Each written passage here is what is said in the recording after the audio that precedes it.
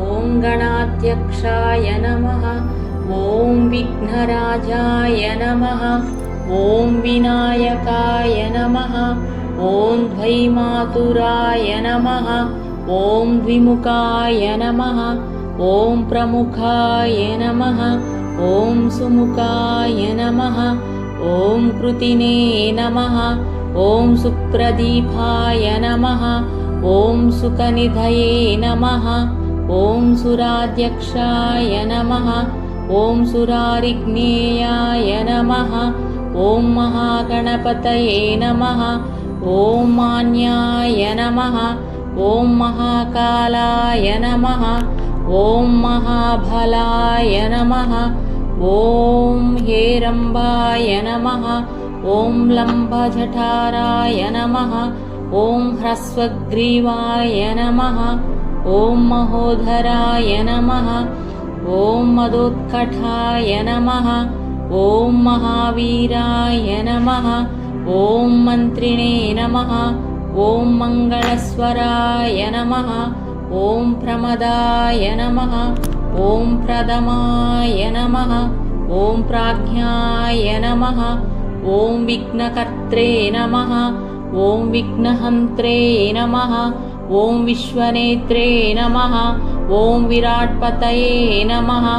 ॐ श्रीपतये नमः। ॐ वाक्पतये नमः। ॐ शृङ्गारिणे नमः। ॐ अश्रितवत्सलाय नमः।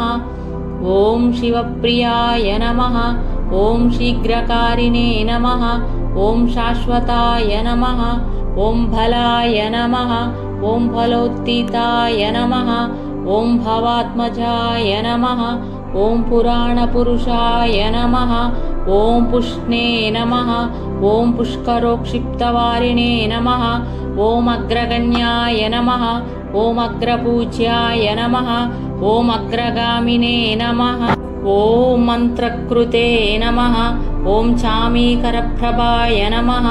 ॐ सर्वस्मै नमः। ॐ सर्वोपास्याय नमः। ॐ सर्वकर्त्रे नमः। ॐ सर्वनेत्रे नमः। ॐ सर्वसिद्धिप्रदाय नमः। ॐ सर्वसिद्धिये नमः। ॐ पञ्चहस्ताय नमः। ॐ पार्वतीनन्दनाय नमः। ॐ प्रभवे नमः। ॐ कुमारगुरवे नमः। ॐ अक्षोभ्याय नमः। ॐ कुञ्जरासुरभञ्जनाय नमः। ॐ प्रमोदाय नमः।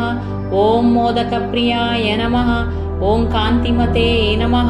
ॐ धृतिमते नमः। ॐ कामिने नमः। ॐ कपित्तवनप्रियाय नमः। ॐ ब्रह्मचारिणे नमः। ॐ ब्रह्मरूपिणे नमः। ॐ ब्रह्मविद्याध्यनुभवे नमः।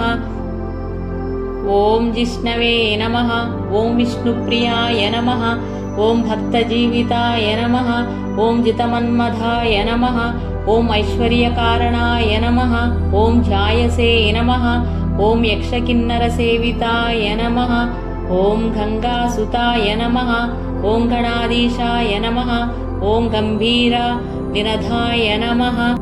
ॐ वटवे नमः। ॐ अभीष्टवरदायकाय नमः।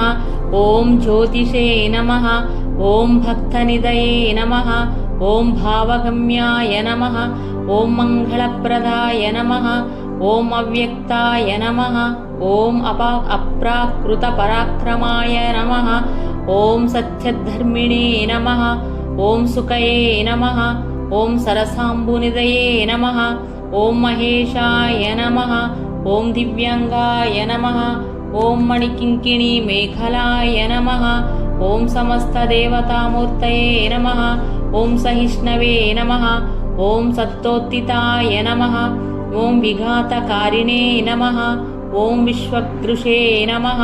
ॐ विश्वरक्षाकृते नमः। ॐ कल्याणगुरवे नमः। ॐ उन्मत्तेशाय नमः। ॐ पराजिताय नमः। ॐ समस्तजगदाधाराय नमः। ॐ सर्वेश्वर्यप्रदाय नमः। ॐ अक्रान्तचिदचित्प्रभवे नमः। ॐ विघ्नेश्वराय नमः।